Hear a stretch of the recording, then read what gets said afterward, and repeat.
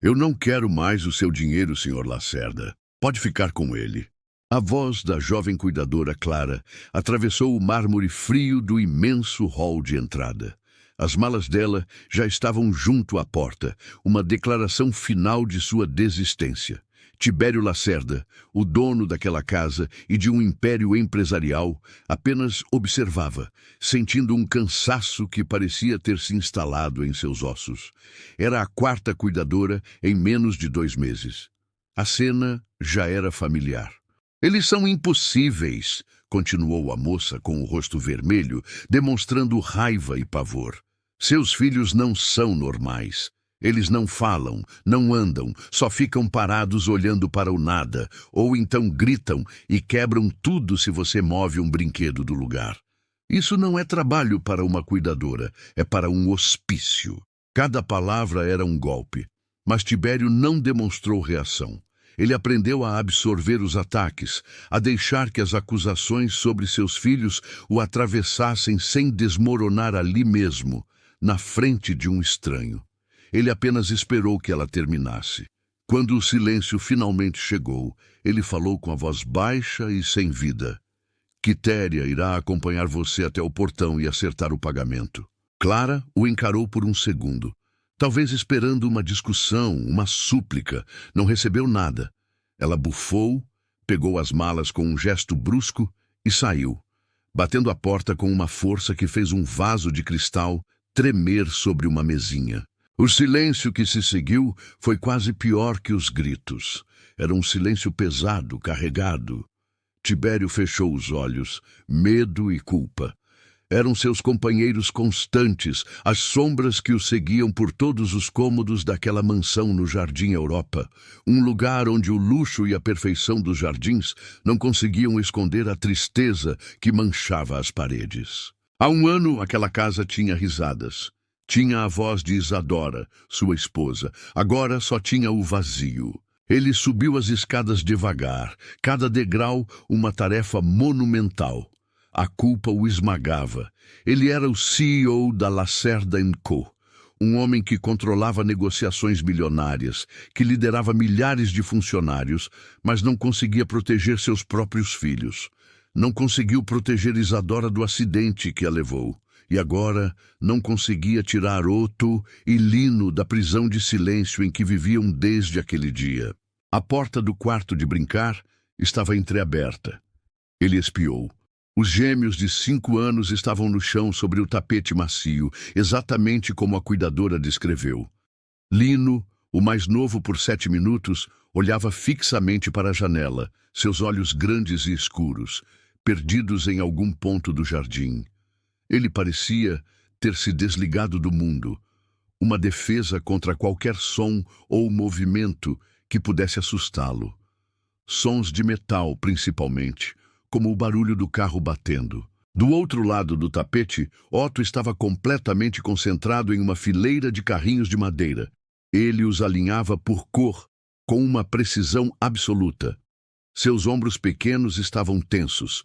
Tibério sabia que se um daqueles carrinhos fosse movido 1 centímetro para o lado, o silêncio seria quebrado por uma explosão de raiva e choro. Tibério entrou no quarto forçando um sorriso que não alcançou seus olhos.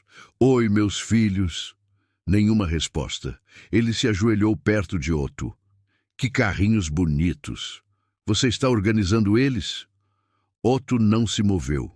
Sua mãozinha continuou parada sobre um carrinho azul, como se decidisse se ele estava no lugar perfeito. Tibério estendeu a mão, pensando em tocar o cabelo do filho, mas hesitou. Seu toque poderia ser o gatilho. O medo de provocar uma crise o paralisava. Ele se virou para Lino. "Lino, o que você está vendo lá fora? Um passarinho?" O menino continuou imóvel, respirando de forma suave e regular. Era como se seu pai não estivesse ali. Para eles, talvez, ele realmente não estivesse. Tibério se sentia um fantasma em sua própria casa, assombrando a vida de seus filhos.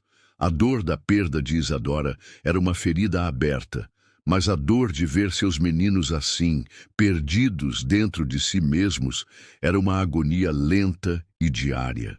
Ele se levantou e foi até a janela, tentando ver o que prendia a atenção de Lino. Não havia nada, apenas as árvores e o céu cinzento de São Paulo. Senhor Tibério, a voz suave de Quitéria, a governanta que estava com a família há mais de 20 anos, veio da porta. Ele se virou, o rosto dela mostrava uma preocupação contida. Ela já foi? Ele perguntou, embora já soubesse a resposta. Sim, senhor. Quitéria olhou para os meninos e seu olhar se encheu de uma tristeza profunda. O senhor precisa descansar. Eu não consigo. Olhe para eles. Eles precisam de tempo, senhor, e talvez de um tipo diferente de ajuda. Tibério passou a mão pelo rosto, sentindo a barba por fazer. Eu já trouxe os melhores médicos, os melhores psicólogos. Eles dizem que é um trauma, que precisamos ter paciência. Mas como se tem paciência quando seus filhos parecem estar desaparecendo na sua frente? Ele se afastou da janela, sentindo as paredes do quarto se fecharem sobre ele. O luxo ao redor, os brinquedos caros, os móveis planejados, as roupas de grife, tudo parecia uma piada de mau gosto.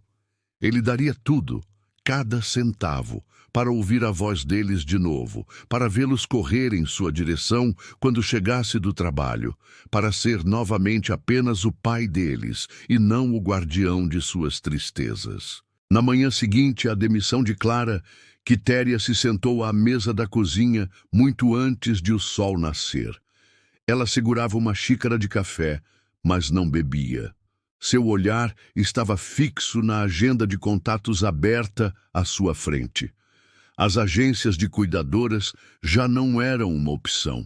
O que aquela casa precisava não era de outra jovem com um manual de pedagogia debaixo do braço, incapaz de entender que a dor não segue regras.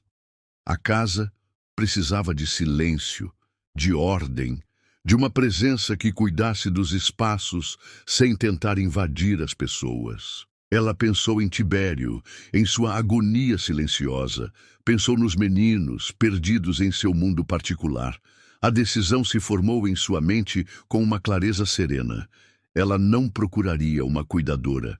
Procuraria alguém para cuidar da casa, alguém maduro, discreto, que entendesse que a poeira às vezes é menos pesada que a tristeza. Folheou a agenda, passando por nomes e números conhecidos, até que parou em um, Adélia Munhoz, uma indicação antiga de uma amiga.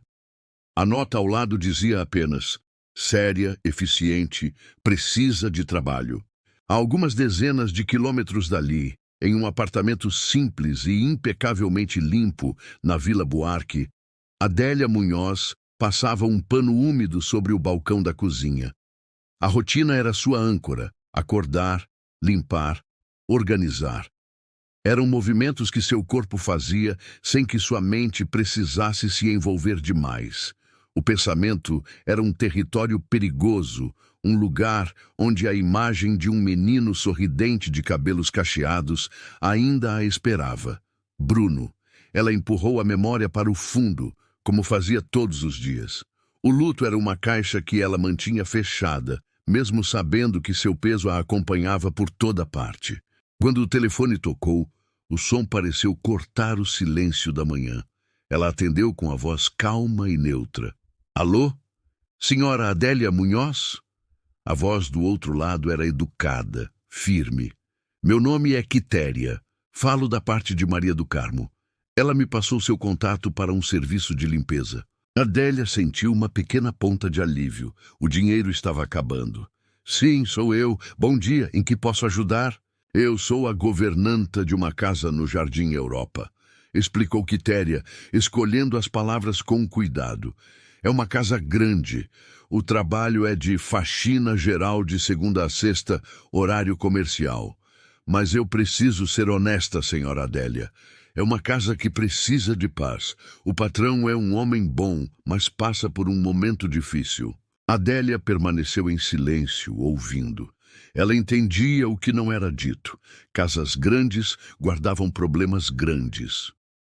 E tem os 2 filhos dele, continuou Quitéria, a voz baixando um pouco. 2 meninos de 5 anos. Eles são muito quietos. O ideal é que a senhora faça seu trabalho sem interagir muito, apenas manter tudo em ordem. A senhora acha que consegue trabalhar assim? A menção às crianças fez algo se apertar dentro do peito de Adélia. Uma dor antiga, familiar. Ela quase recusou, mas a necessidade era mais forte que a memória. Limpar, focar no chão, nas janelas, nos móveis, ela conseguiria fazer isso. Sim, senhora, eu sou uma pessoa discreta. Quando posso começar? Naquele mesmo dia, Adélia desceu do ônibus e se viu diante dos portões altos da mansão Lacerda. O lugar era exatamente como ela imaginou. Imponente, perfeito e frio. Os jardins eram obras de arte, mas não havia um brinquedo fora do lugar, um sinal de vida infantil. Quitéria a recebeu na porta com um sorriso contido. Seja bem-vinda, Adélia. Entre, por favor. Enquanto Quitéria a guiava pelos cômodos, explicando as tarefas, Adélia observava. Seu olhar era diferente. Ela tinha uma capacidade incomum de ver o que não era mostrado, de sentir o que não era dito. Via a rigidez na decoração, a ausência de fotos recentes, o ar pesado que nenhuma janela aberta conseguia ventilar. Então, do corredor, ela os viu. Quitéria parou diante de uma porta de vidro que dava para uma sala de brinquedos ensolarada. Ali são os meninos Otto e Lino. Adélia olhou. Um menino alinhava carrinhos com uma concentração feroz. O outro olhava para o teto, completamente ausente. Eram apenas 2 crianças pequenas, mas um instinto profundo, nascido de uma dor que ela conhecia muito bem, a fez ver além do silêncio. Viu os ombros tensos de Otto, um sinal claro de que ele precisava desesperadamente controlar alguma coisa em seu mundo. Viu o olhar vazio de Lino, o olhar de alguém que aprendeu a se desligar para sobreviver.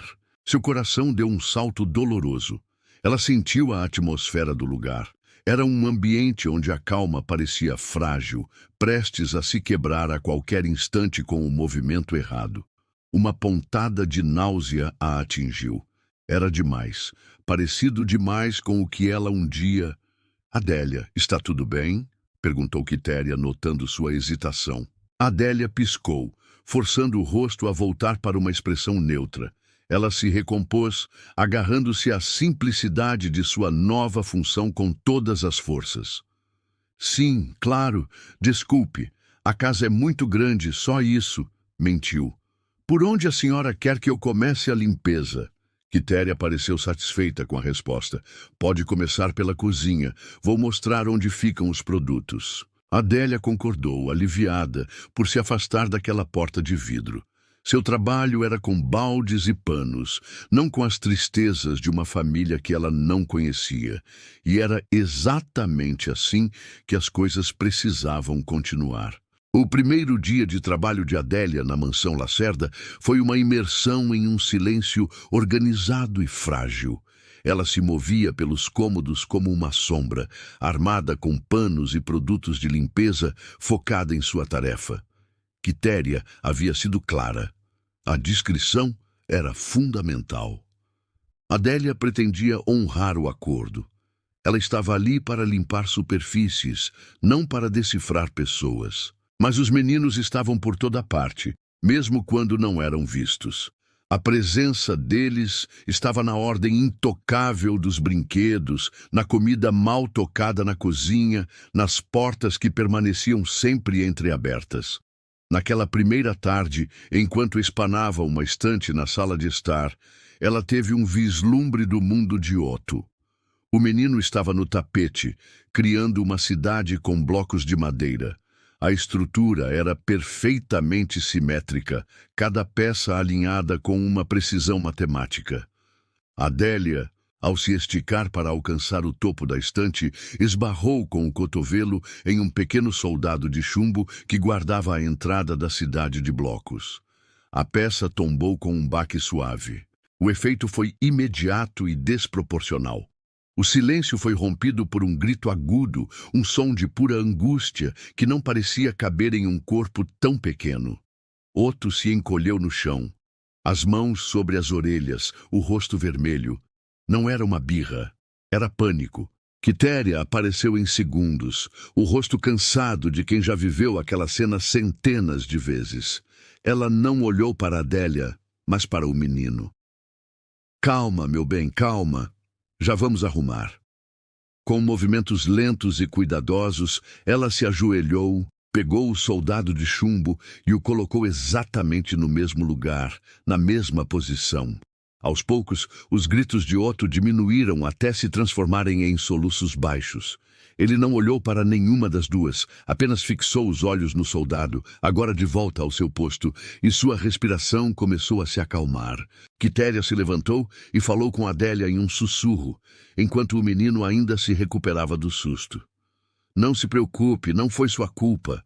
Com o Otto, tudo precisa estar sempre no mesmo lugar.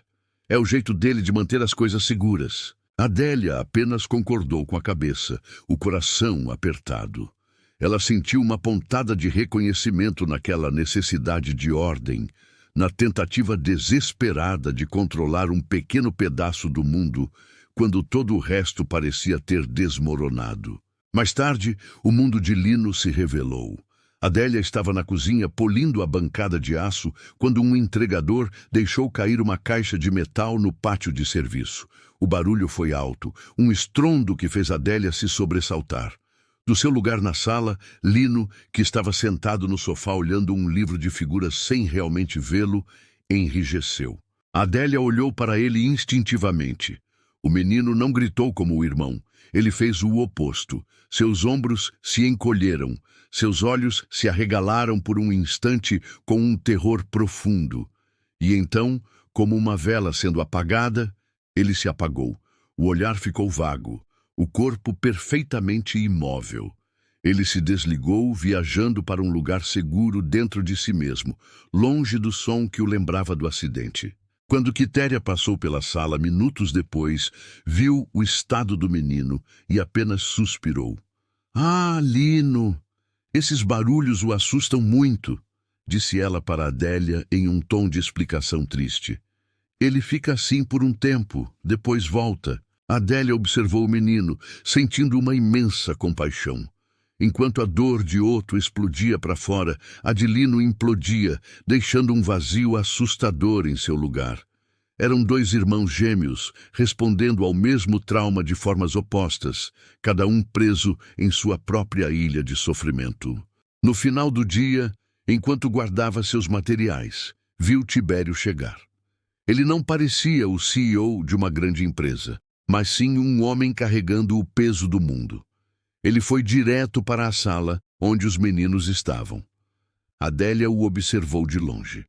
Viu a maneira como ele se aproximava dos filhos com uma hesitação cuidadosa, como se temesse quebrá-los ainda mais. Na hora de ir embora, ela passou pelo corredor do andar de cima e viu a cena que completou o quebra-cabeça daquele dia.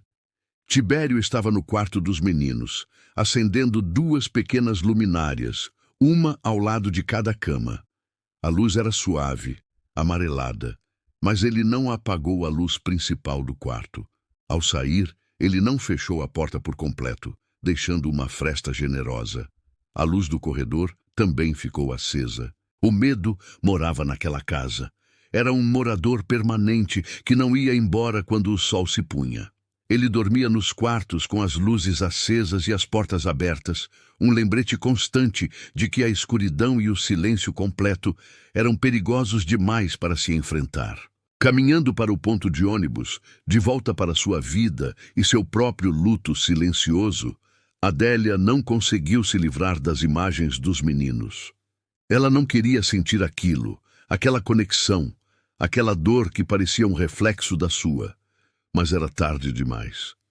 A dor de Otto e Lino já tinha encontrado um lugar para morar dentro dela.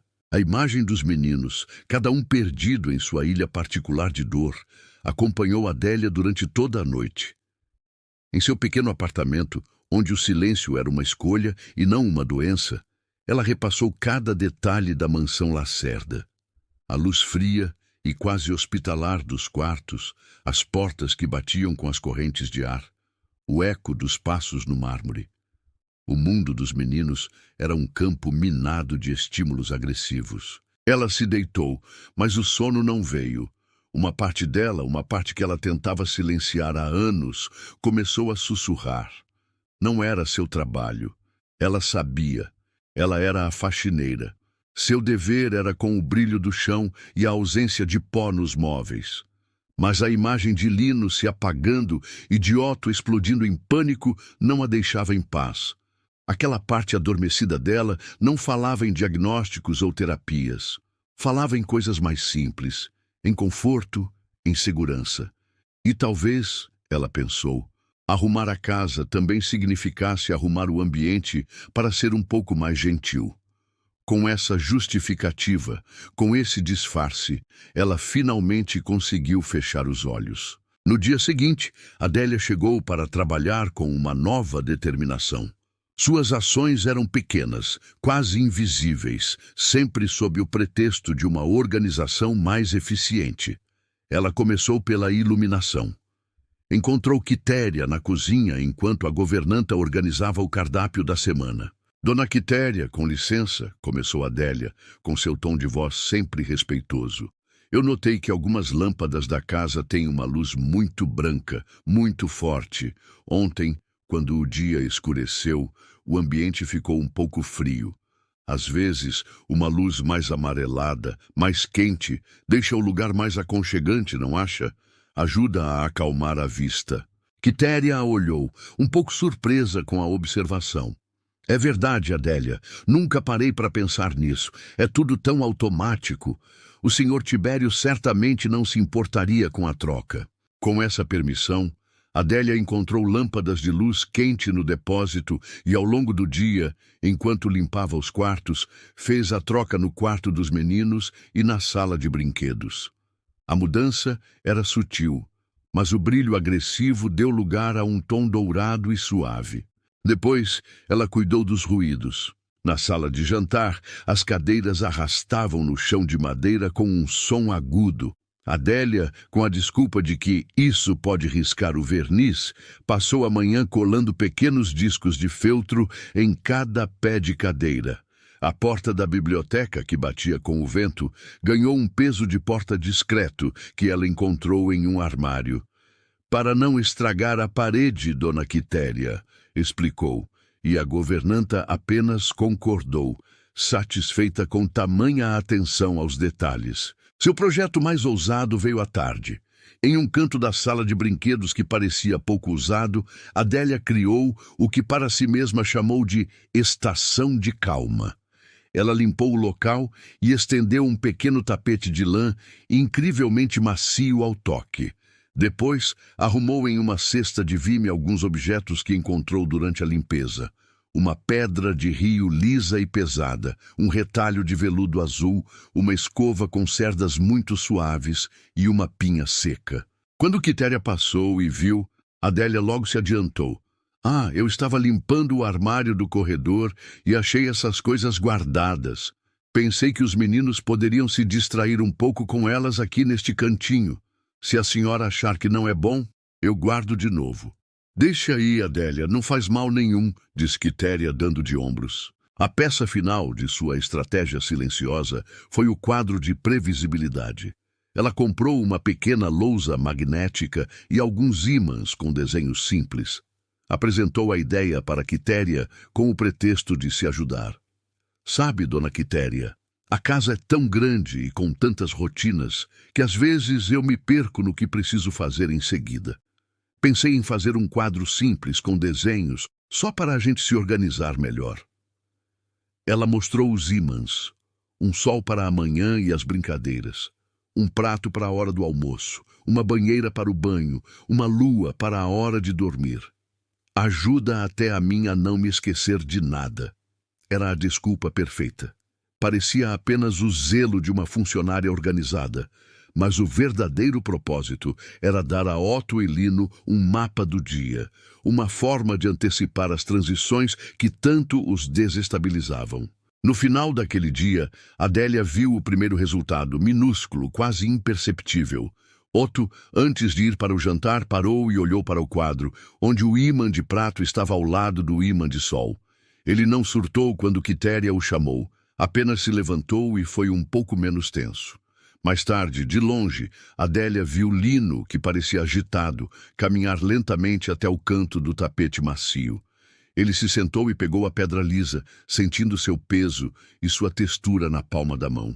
Sua respiração, antes curta, pareceu se aprofundar um pouco. Ninguém mais notou, mas Adélia notou e, ao observar, sentiu um calor no peito, uma pequena chama de esperança. E junto com ela, o medo. O medo de que aquela chama iluminasse segredos que ela lutava para manter na escuridão. As semanas passaram e as pequenas mudanças de Adélia se tornaram parte da rotina da mansão.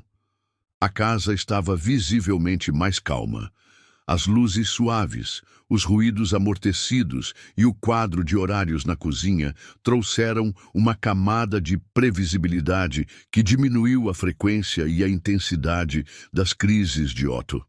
Lino também parecia menos propenso a se desligar, permanecendo presente por períodos mais longos. Mas Adélia sabia que a segurança por si só não era suficiente. A apatia era agora o principal inimigo. Os meninos estavam seguros em seu casulo, mas continuavam presos nele. Observando-os da porta da cozinha, ela via dois mundos parados.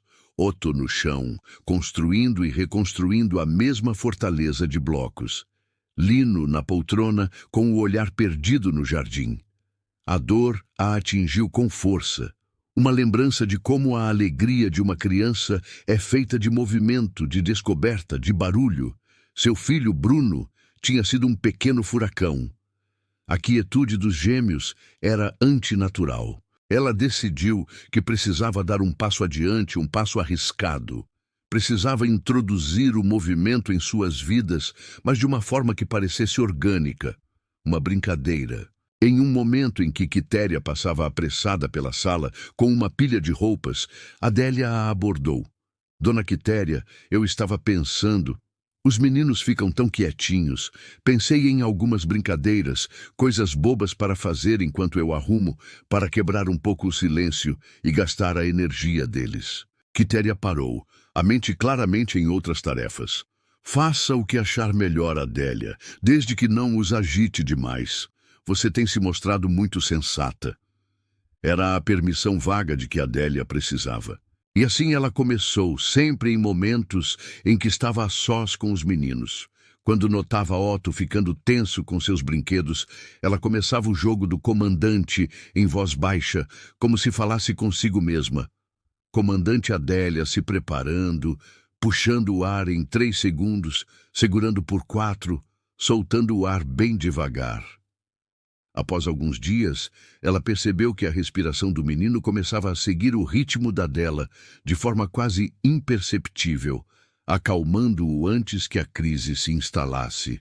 Seu próximo passo foi a pista do corredor, com a desculpa de que o corredor longo era muito sem graça e que as fitas a ajudariam a guiar o aspirador.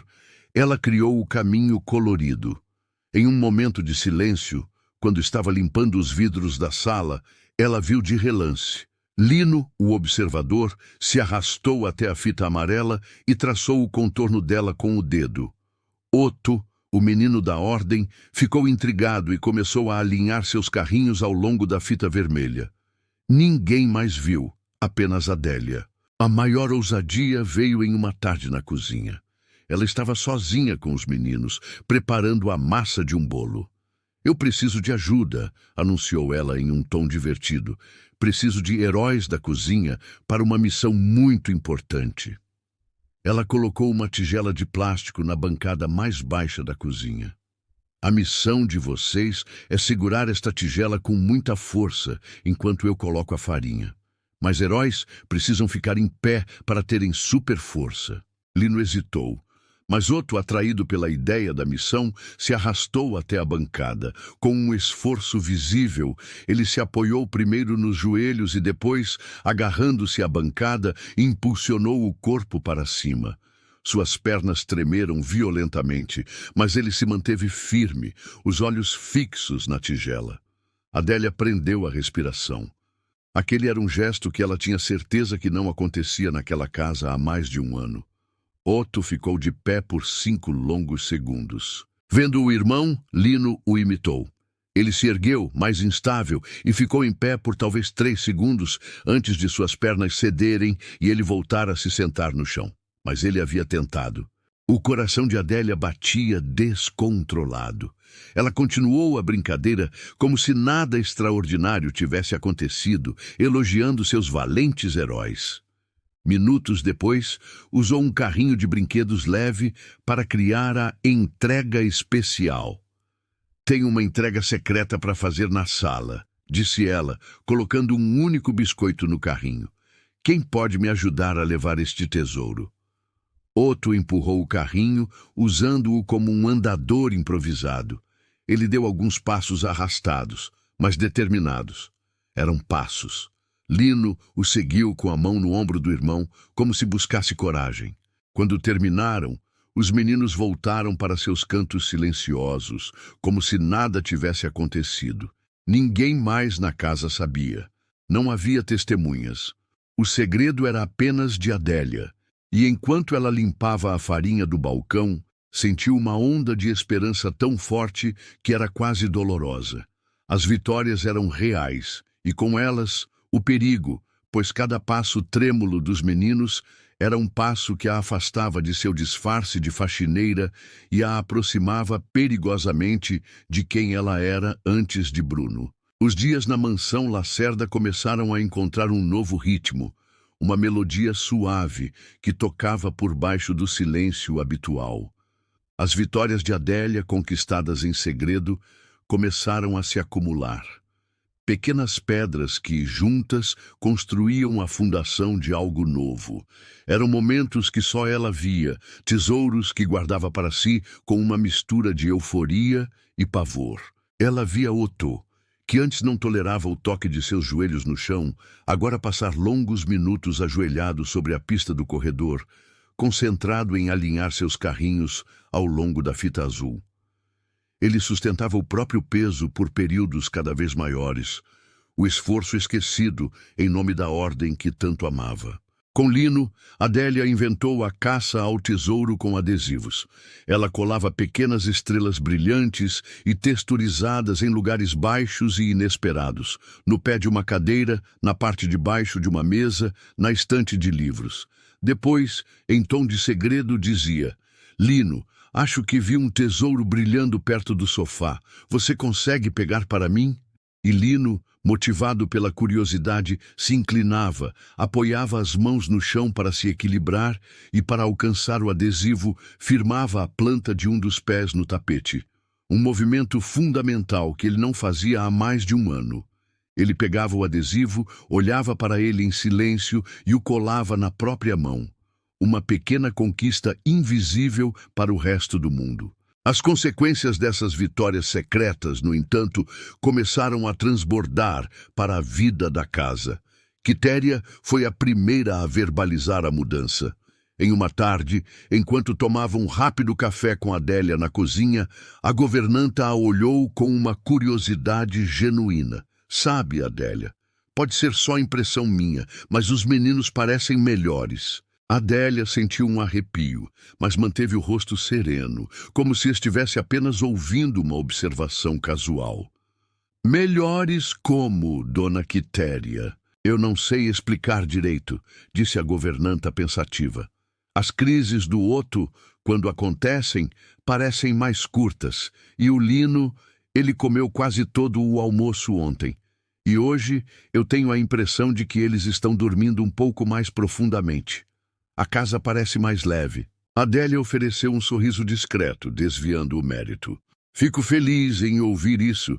Eles são bons meninos. Talvez só precisassem de um pouco mais de tempo. Mas era Tibério quem Adélia temia. Submerso em seu trabalho e em seu luto, ele era uma presença distante, mas atenta. E ele também começou a notar. Chegava em casa à noite, esperando a mesma atmosfera pesada de sempre, mas encontrava algo diferente. Um silêncio menos opressivo, uma calma que não era apatia. Certa noite ele entrou na sala de brinquedos e viu Lino folheando um livro. A diferença era sutil. Antes, ele apenas segurava o objeto, os olhos vazios. Agora, seu dedo traçava uma das figuras, um pequeno barco. Parecia haver um pingo de interesse ali. Em outro canto, Otto organizava seus bonecos, mas seus ombros não estavam tão tensos. Sua respiração não era tão contida. Mais tarde, ele procurou Quitéria. "Como os meninos passaram o dia?" perguntou ele a pergunta de sempre, mas com um novo tom. "Foi um dia calmo, senhor, muito calmo", respondeu a governanta. "A nova faxineira, a Adélia, tem um jeito bom com eles. Mantém os meninos ocupados com aquelas brincadeiras simples dela enquanto arruma as coisas. Acho que a distração faz bem a eles." Distração? A palavra ficou na mente de Tibério. Ele agradeceu a Quitéria e se retirou para seu escritório. Uma pequena chama de esperança tentou se acender em seu peito, mas ele a apagou com a força de um hábito doloroso. Ele já tinha tido esperança antes. Lançou-se de cabeça nas promessas dos melhores especialistas. Terapias inovadoras, tratamentos experimentais, consultas que custaram fortunas. Cada uma delas começava com um brilho de otimismo e terminava em um beco sem saída, com a decepção sendo ainda mais amarga que a anterior. Ele aprendeu da forma mais dura que a esperança era uma armadilha. Ela o fazia baixar a guarda, o deixava vulnerável para a próxima queda. Olhou para a foto de Isadora em sua mesa. O sorriso dela, uma lembrança de um tempo em que acreditar era fácil. Proteger seus filhos para ele agora também significava proteger a si mesmo da dor de mais um fracasso. Aquela calma que ele sentia na casa era provavelmente uma ilusão. Uma semana boa, um acaso. Não podia ser real. Não podia se permitir acreditar. Naquela noite, ele parou na porta do quarto dos filhos, observando-os dormir. Eles pareciam serenos, os rostos tranquilos sob a luz amarelada que a faxineira nova tinha instalado.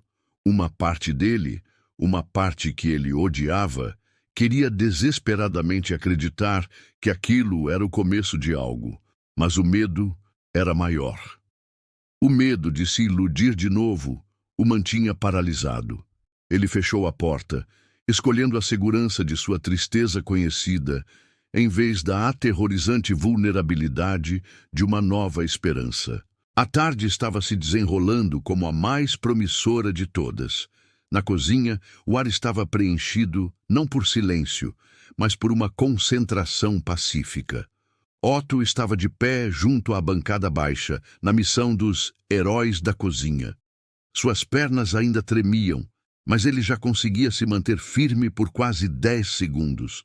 Os olhos fixos na tigela que segurava, enquanto Adélia contava em um sussurro encorajador. 6, 7, 8. Muito bem, herói. Pode descansar. No corredor, Lino empurrava o pequeno carrinho de brinquedo ao longo da fita azul. Ele dava passos hesitantes, usando o carrinho como apoio, mas seu rosto mostrava um traço de determinação. Ele não estava se movendo por obrigação. Ele estava brincando. Pela primeira vez, Adélia sentiu que o muro invisível ao redor deles estava realmente começando a ceder. Ela permitiu a si mesma um pequeno sorriso, um momento de pura e descuidada alegria. Foi nesse exato momento que a porta da frente se abriu. Tibério entrou na mansão. Uma reunião importante havia sido cancelada e ele decidiu voltar para casa mais cedo. Um impulso raro. O que o recebeu não foi o silêncio pesado de sempre, mas a visão estranha das fitas coloridas coladas em seu chão de mármore. Ele parou, uma sensação de irritação o invadindo. Que bagunça era aquela? Seguiu em frente, atraído pela voz baixa de Adélia vindo da cozinha. Ele parou no batente da porta e a cena que se desdobrou diante dele congelou seu sangue. Não era uma brincadeira. Em sua mente cansada e desconfiada, aquilo era um cenário clínico. O chão marcado, o timer na bancada, a mulher que ele contratou para limpar a casa, conduzindo uma espécie de exercício com seu filho, contando como uma terapeuta. Cada alarme em seu corpo soou ao mesmo tempo. Era a mesma coisa de antes, as mesmas promessas vazias, as mesmas técnicas que nunca funcionaram. A esperança que ele vinha esmagando em seu peito se transformou em uma raiva fria e cortante. "O que é isso?" A voz dele cortou o ar, gélida e afiada. Adélia se virou em um salto, o coração disparando. O sorriso em seu rosto desapareceu. Otto se encolheu com o tom de voz do pai, e Lino, no corredor, parou de repente, o carrinho esquecido. "Senhor Tibério, o senhor chegou cedo", disse ela, a voz tentando soar calma. Ela se levantou, posicionando-se sutilmente entre ele e os meninos. "Eu perguntei o que é isso", repetiu ele, ignorando o cumprimento. Seus olhos varreram a cena com desprezo. "O que você está fazendo com os meus filhos?" Adélia engoliu em seco, o disfarce voltando como um instinto. "É só uma brincadeira, senhor, para gastar um pouco a energia deles e deixar a arrumação da casa mais divertida. Notei que eles ficam mais calmos assim." "Brincadeira?" A risada de Tibério foi curta e sem humor. "Isso não parece uma brincadeira. Isso parece o tipo de coisa que as outras especialistas tentaram fazer aqui dentro. Você não foi contratada para isso. Você foi contratada para limpar o chão, não para mexer com a cabeça dos meus filhos ou me dar falsas esperanças." A acusação a atingiu com força. Falsas esperanças. Era exatamente o que ele via. "Senhor, eu jamais faria qualquer mal a eles. Eu não quero saber", interrompeu Tibério, a decisão final em seu rosto de pedra. A dor de velhas decepções o cegava. Ele estava protegendo seus filhos. Era o que dizia a si mesmo, protegendo-os de mais um fracasso. "Pegue as suas coisas, eu quero você fora da minha casa, agora." As palavras ficaram suspensas no ar. Adélia o encarou, chocada e magoada, mas viu que não havia espaço para argumentos. O homem à sua frente não era um pai vendo o progresso dos filhos. Era um homem ferido, reagindo a uma ameaça percebida. Foi então que o mundo deles desabou. Ouvindo o veredito na voz do pai e vendo a angústia no rosto de Adélia, Otto soltou um grito estridente. Ele varreu a tigela da bancada com um gesto violento, o plástico batendo no chão com um barulho oco. A ordem havia sido destruída. No corredor, Lino começou a tremer.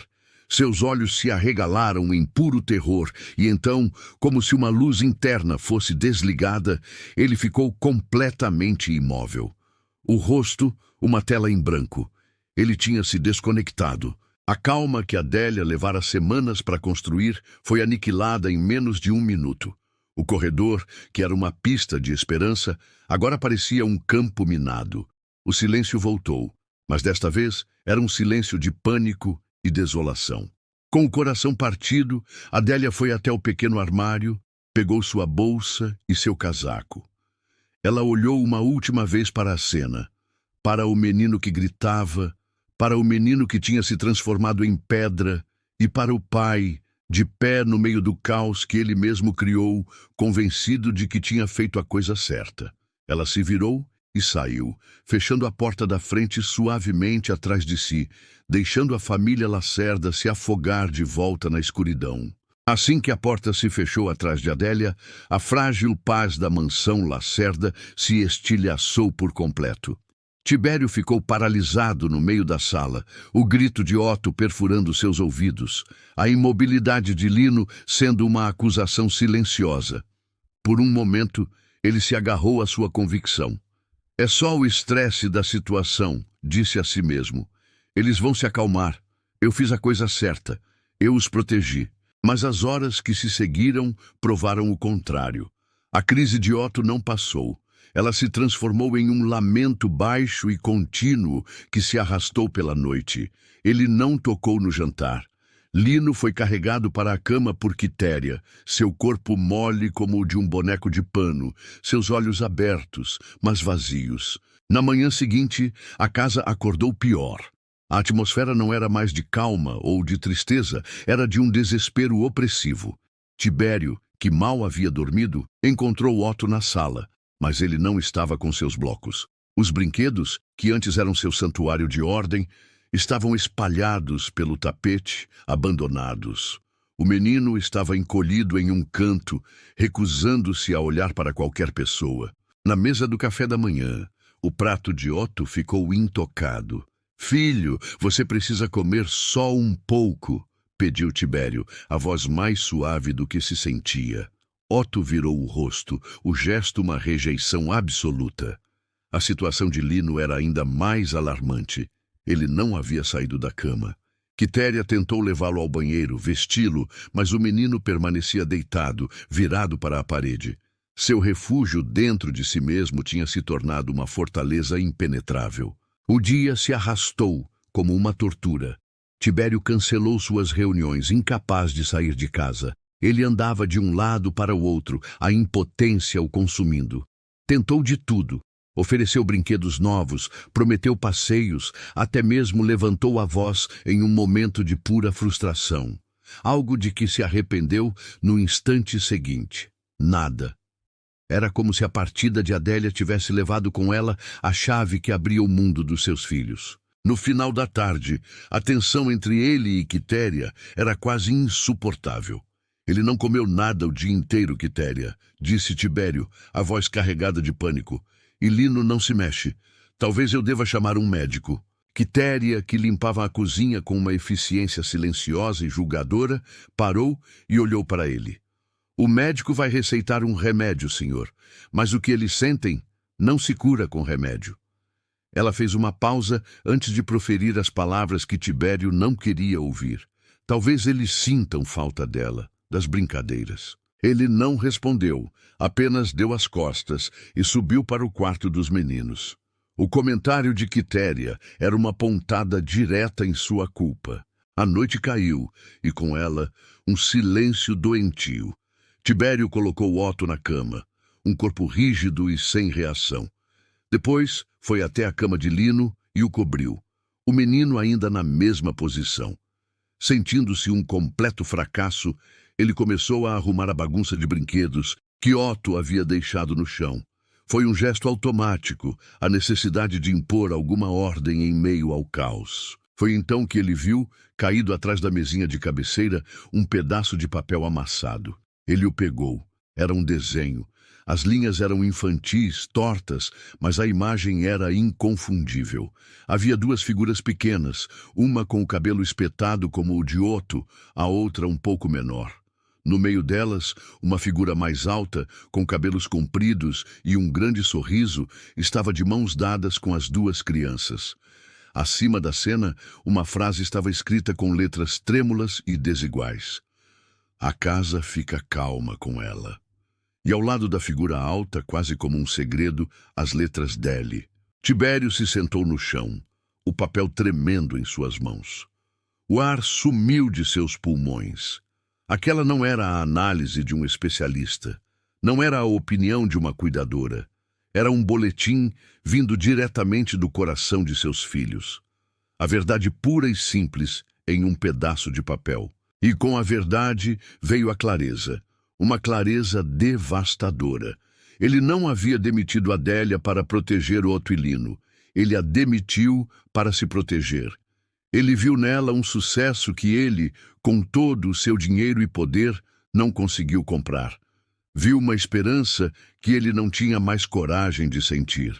O medo de se decepcionar mais uma vez, o orgulho ferido por ver uma simples faxineira ter mais efeito que uma equipe de médicos. Tudo isso se transformou naquela raiva fria. Ele não a expulsou por ela ser uma ameaça para seus filhos. Ele a expulsou por ela ser uma ameaça para a sua dor, para a muralha que ele construiu ao redor de seu próprio coração. Em um ato de autoproteção, ele havia sacrificado a única pessoa que os estava resgatando. Ali, no chão do quarto silencioso, Tibério Lacerda desmoronou, segurando o desenho como se fosse a coisa mais preciosa do mundo. Chorou não pela perda de Isadora, mas pela enormidade de seu próprio erro. Tibério não dormiu. Passou a noite em claro, sentado em sua poltrona de couro, o desenho dos filhos sobre a mesa como uma sentença e um mapa. Ao primeiro sinal de luz, uma nova determinação, forjada na culpa e no desespero, tomou conta dele. Desceu as escadas e encontrou Quitéria na cozinha, já preparando o café. A governanta o olhou e soube que algo havia mudado. O rosto dele não carregava a raiva fria do dia anterior, mas sim o peso de um homem que se viu no espelho e odiou o que encontrou. Quitéria, disse ele, a voz rouca pela falta de sono, eu preciso do endereço da Adélia, agora. Ela não fez perguntas. Viu o desenho amassado na mão dele e compreendeu tudo. Abriu uma gaveta, pegou a ficha de contratação e anotou o endereço em um pedaço de papel. Vila Buarque, disse ela, entregando o papel a ele. O trajeto do Jardim Europa até a Vila Buarque foi uma viagem entre dois mundos. Tibério dirigia seu carro de luxo por ruas que se tornavam cada vez mais simples, mais cheias de vida e de imperfeições. Ele deixou para trás os muros altos e os jardins perfeitos para entrar em um bairro de prédios antigos, de pequenas lojas e de pessoas caminhando pelas calçadas. Sentia-se um estranho, um invasor. O poder que ele exercia em sua sala de reuniões não significava nada ali. Ele encontrou o prédio modesto e bem cuidado, subiu os lances de escada, o coração batendo com força contra as costelas. Parou diante da porta dela, respirou fundo e bateu. Cada segundo de espera foi uma agonia. Quando Adélia abriu a porta, seus olhos se arregalaram em surpresa, que foi rapidamente substituída por uma expressão guardada, impenetrável. Ela não o convidou para entrar. Apenas esperou. Tibério sentiu a garganta secar. Adélia, Ele começou, a voz falhando. Eu sinto muito. Não há outra forma de dizer. Eu cometi um erro terrível. Eu agi como um tolo, como um cego. Eu estava com medo e descontei em você. Ele estendeu a mão trêmula, mostrando a ela o desenho. Eles não estão bem. Eles estão piores do que nunca. Eles sentem a sua falta. Ele a olhou nos olhos, despindo-se de todo o seu orgulho. Eu preciso que você volte, por favor. Adélia olhou para o desenho e, por um instante, a muralha em seu rosto tremeu. Ela olhou de volta para ele e sua voz, quando veio, era firme, sem traços de submissão. Entrar pela porta dos fundos não adiantou, Sr. Tibério. Se eu voltar, não será como antes. Tibério concordou com a cabeça, desesperado. Qualquer coisa, o que você quiser. Não é o que eu quero, é o que é preciso para eles, corrigiu ela. E pela primeira vez, ele viu a profissional por trás da faxineira. Como o senhor achou que eu sabia o que fazer com eles? Eu não sei, admitiu ele humilhado. Eu só vi o que eu queria ver. Eu era psicóloga infantil, Sr. Tibério, disse ela, a confissão saindo com um peso de anos. Eu abandonei a profissão quando perdi meu filho, Bruno. Eu achei que não conseguiria mais fazer isso. Achei que limpar o chão seria mais seguro. A dor na voz dela era palpável e Tibério sentiu uma nova onda de vergonha. Eu não sabia. O senhor não perguntou, cortou ela sem acusação, apenas constatando um fato. E é por isso que, se eu voltar, será com regras, as minhas regras. Ele esperou, pronto para aceitar qualquer coisa. Primeiro, transparência total. O senhor vai saber de cada passo, de cada brincadeira, de cada objetivo. E eu preciso que o senhor me diga tudo. Se tiveram uma noite ruim, se algo os assustou. Não posso trabalhar no escuro. Certo, disse ele, a voz firme. Segundo, o senhor vai participar ativamente. Não é para me contratar e esperar um milagre. O senhor vai se sentar no chão, vai fazer as brincadeiras, vai ser o porto seguro deles.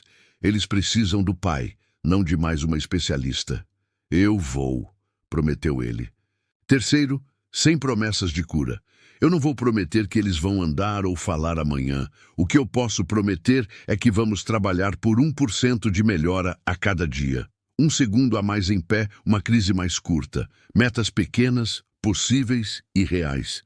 O senhor consegue aceitar isso sem criar falsas esperanças? A pergunta era um teste direto à sua maior fraqueza. Sim, respondeu ele com sinceridade. Consigo. E por último, concluiu Adélia, o olhar fixo no dele, eu não volto como faxineira e também não volto como psicóloga. Aquela Adélia não existe mais. Se eu voltar, será como coordenadora de rotina e desenvolvimento. Meu propósito será criar um ambiente onde eles se sintam seguros para tentar. É um trabalho de propósito, não de título. O senhor entende? Tibério olhou para aquela mulher, para sua força, sua clareza, sua dor. Ela não estava pedindo um emprego, estava oferecendo um caminho, uma parceria. Entendo, disse ele com uma convicção que não sentia há muito tempo. Coordenadora de rotina e desenvolvimento. Eu aceito. Aceito todas as condições. Por favor, Adélia, volte. A manhã seguinte, nasceu cinzenta e chuvosa. O som das gotas batendo nas janelas da mansão, criando uma melodia suave e introspectiva. Adélia não entrou pela porta dos fundos. Entrou pela entrada principal, onde Tibério a esperava. Ele não vestia seu terno de CEO, mas uma calça casual e uma camisa simples. Seus olhos, embora cansados, não continham a sombra da raiva, apenas a luz frágil de uma determinação recém-nascida. Bom dia, Adélia, disse ele, a formalidade de senhor ausente de sua voz. Bom dia, Tibério, respondeu ela, aceitando a mudança. O primeiro passo era reconstruir a confiança. Adélia não foi direto para as brincadeiras. Passou a primeira hora apenas presente na sala de brinquedos, sentada no chão, enquanto os meninos, ainda retraídos, a observavam de longe. Tibério se sentou em uma poltrona próxima, lendo um livro. Sua presença calma, sendo uma âncora de segurança.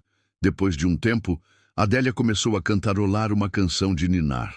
A mesma que cantava para Bruno. Lino virou a cabeça em sua direção. Um brilho de curiosidade em seu olhar. Foi o primeiro sinal.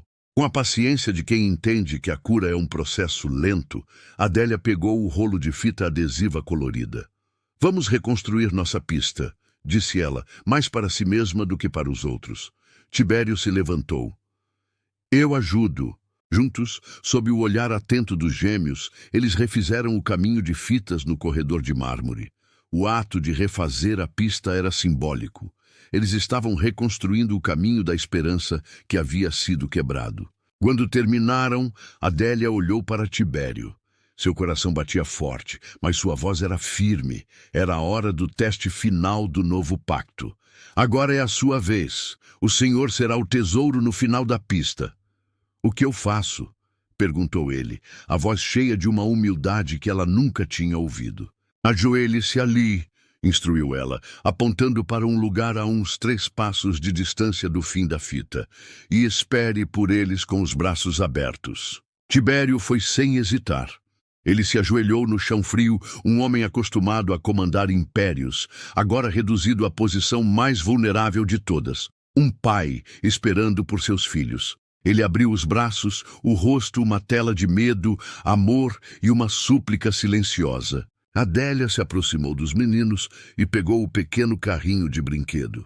Olhem, meninos, o papai está esperando por vocês. É a entrega mais especial de todas. Ela deu um empurrãozinho no carrinho. Otto, sempre o mais impulsivo, colocou as mãos sobre ele. Ele o empurrou por um instante, mas então o soltou. Seus olhos se fixaram no pai, naquela figura de braços abertos, que era, ao mesmo tempo, um convite e um desafio assustador. Ele se ergueu sobre os joelhos, as pernas tremendo. Então, com um soluço contido, ele levantou um pé, depois o outro. Ele estava de pé, vacilante, o corpo inteiro tremendo com o esforço. Deu um passo. Foi mais um arrastar de pé do que um passo, mas ele não caiu. As lágrimas começaram a rolar por seu rosto silenciosas. Ele deu um segundo passo, um gemido de esforço escapando de seus lábios. Ele estava chorando, não de dor, mas de medo e superação. E então, ele praticamente se jogou para a frente, caindo nos braços do pai. Tibério o agarrou, abraçando-o com força, o rosto enterrado nos cabelos do filho. Lino, que observava tudo com os olhos arregalados e cheios de lágrimas, viu o irmão seguro no abraço do pai. Aquela imagem pareceu lhe dar a coragem que lhe faltava. Ele se levantou, mais instável que Otto. Deu um passo trêmulo, depois um segundo. Seu olhar estava fixo em seu pai e seu irmão. Ele deu um terceiro passo, um passo maior, mais decidido, e então também desabou, juntando-se ao abraço. No chão de mármore daquele corredor, os três choravam juntos. Tibério abraçava seus dois filhos, sentindo o peso e o calor de seus corpos contra o seu. Eram lágrimas de tristeza por todo o tempo perdido, mas também de uma gratidão tão imensa que doía. Não era um milagre, era algo mais forte. Era o resultado do trabalho, da dor, da coragem de tentar. Adélia ficou para trás, perto da parede, dando à família aquele momento sagrado. As lágrimas também escorriam por seu rosto, uma mistura da alegria por eles e da saudade eterna de seu próprio menino. Mais tarde, quando a calma se reinstalou, Tibério se aproximou dela, os olhos ainda vermelhos. Eu não sei como agradecer, Adélia. Não me agradeça, disse ela, a voz suave. Agradeça a eles pela coragem e a si mesmo. O Senhor foi o motivo pelo qual eles andaram hoje. Naquele dia, Tibério formalizou o novo papel de Adélia na frente de toda a equipe da casa. Ela era a coordenadora de rotina e desenvolvimento, mas o título não importava. O que importava era o novo verbo que a mansão Lacerda aprendeu. Não era curar nem consertar, era tentar. Todos os dias juntos eles iriam tentar, um passo de cada vez. Um ano depois, o sol da tarde de sábado derramava uma luz dourada sobre o jardim da mansão Lacerda. Um ano antes, aquele mesmo jardim era uma obra de arte estéril, um lugar de silêncio e perfeição intocada. Hoje era um lugar de vida. Havia um gol de futebol torto na grama, um balde cheio de carrinhos perto de um canteiro de rosas. E o mais importante de tudo, havia risadas. "Você não me pega!" gritou o outro, agora com 6 anos, correndo desajeitadamente pela grama, as pernas fortes e cheias de energia. "Pego sim!" respondeu Lino, sua voz mais baixa, mas clara e cheia de uma alegria contida. Ele corria atrás do irmão, um sorriso genuíno iluminando seu rosto. Sentados em um banco de madeira, sob a sombra de um ipê, Tibério e Adélia observavam a cena. Havia uma facilidade entre eles, uma cumplicidade forjada nas trincheiras da dor e da esperança. Adélia não era mais a coordenadora nem a faxineira. Era apenas Adélia. E Tibério não era mais o chefe, o CEO quebrado. Era apenas Tibério. Juntos, eles formavam o centro de gravidade daquela pequena família. Olhe para o Otto. Ele vai acabar pisando nas rosas da Quitéria de novo, comentou Tibério, um tom de falsa preocupação em sua voz. Adélia sorriu, o olhar fixo nos meninos. Deixe ele. Uma rosa amassada é muito mais fácil de consertar do que um menino quieto. Tibério virou-se para ela. O amor e o respeito em seus olhos eram evidentes. Você me ensinou isso. O último ano tinha sido um processo lento e trabalhoso. Houve regressões, dias difíceis, crises que os testaram até o limite. Mas para cada passo para trás, eles davam 2 para a frente. O lema de 1% de melhora a cada dia tinha se tornado a filosofia da casa. A fala dos meninos voltou aos poucos. Primeiro, palavras soltas. Lino, o observador, começou com água, pai, Deli. Otto, depois de meses de silêncio, um dia simplesmente disse bola. E a partir dali, não parou mais de falar. Eles ainda tinham suas dificuldades. Otto, às vezes, precisava de sua ordem, de seus rituais para se sentir seguro. Lino ainda se assustava com barulhos muito altos e, em dias de grande estresse, podia se fechar um pouco em seu mundo. Mas a diferença era que agora eles não estavam mais sozinhos em suas ilhas.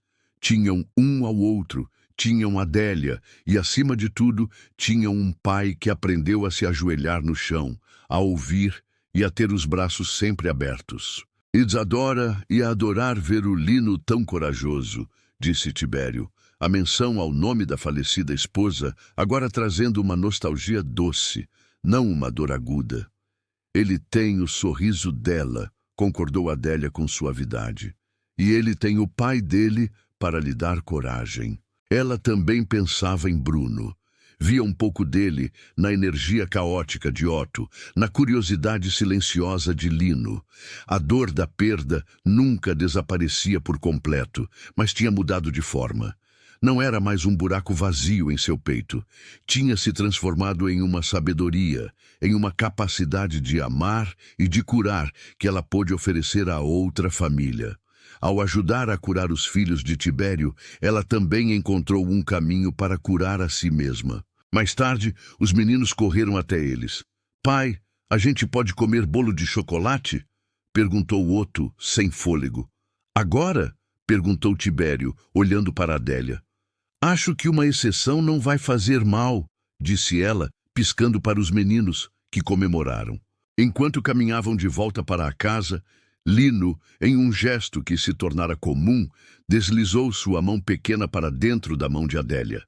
Otto fez o mesmo com a mão de Tibério, e por um momento os quatro pararam, olhando para a casa, que não era mais um mausoléu, mas um lar. No escritório de Tibério, o desenho dos meninos ainda estava guardado em sua gaveta principal. Ele o olhava todos os dias, um lembrete de seu pior erro e de sua maior lição. Ao lado da foto de Isadora, agora havia outra, mais recente, uma foto tirada por Quitéria algumas semanas antes. Nela, os quatro estavam no jardim rindo, Otto no colo de Tibério e Lino abraçado a Adélia, a imagem de uma família imperfeita, improvável e inegavelmente feliz. A casa não era mais silenciosa. Estava cheia de discussões sobre qual desenho assistir, de barulho de brinquedos caindo no chão, de pedidos de bolo de chocolate e, acima de tudo, do som constante de quatro pessoas aprendendo a viver juntas. Todos os dias, eles continuavam a tentar, e isso era mais do que suficiente. Para toda mulher que já teve o coração ferido por uma perda tão profunda que a fez abandonar sua identidade, que a fez acreditar que seu propósito havia acabado e que a única forma de sobreviver era se escondendo atrás de uma rotina de tarefas simples. Para todo homem que, do topo do mundo, se viu impotente em sua batalha mais importante, uma solidão tão grande que o fez construir muralhas de medo e controle, disfarçadas de proteção. Para você que, para não sentir mais dor, se cercou de silêncio, de ordem, de distância emocional, acreditando que a segurança estava em não sentir, em não ter esperanças. A história de Adélia e Tibério nos mostra uma das verdades mais difíceis e, ao mesmo tempo, mais bonitas da vida. Às vezes, a cura para a nossa maior dor não vem dos especialistas, do dinheiro ou do poder, mas sim do lugar que menos esperamos. Pode vir de uma faxineira silenciosa, que entende a linguagem da alma, ou de um CEO que tem a coragem de admitir sua fraqueza. Pode vir de um simples desenho em papel amassado. Ela nos ensina que seguir em frente não é esquecer a ferida, a ausência de Isadora ou a saudade eterna de Bruno, mas sim decidir que a cicatriz não vai mais governar o futuro. É ter a coragem de olhar para o passado, reconhecer a dor que ele causou e, ainda assim, escolher dar um passo trêmulo em um corredor marcado por fitas coloridas. E nos mostra, acima de tudo, que as pessoas não são definidas por seus títulos, mas pela coragem de suas ações. Que uma mulher pode, sim, usar seu dom mais precioso sem precisar de um diploma na parede. que um homem pode encontrar seu verdadeiro poder não ao fechar um grande negócio, mas ao se ajoelhar no chão e abrir os braços para seus filhos, tornando-se ele mesmo o porto seguro. Que esta história seja um lembrete de que um coração bom, mesmo que quebrado pela dor e pela decepção, ainda possui uma capacidade infinita de amar e de se reconstruir. E que o amor verdadeiro não é aquele que é perfeito e sem falhas, mas aquele que tem a coragem de trocar as lâmpadas para deixar o ambiente mais quente, de colocar feltro nos pés das cadeiras para suavizar os ruídos e de construir um novo pacto baseado em confiança e em 1% de melhora a cada dia. Não feche as portas para a felicidade por medo da dor que já passou. Às vezes, a cura e o amor batem à nossa porta da forma mais inesperada, disfarçados de um novo emprego ou de um pedido de ajuda desesperado. E se tivermos a coragem de acolhê-los, eles podem se tornar a nossa maior e mais bela bênção.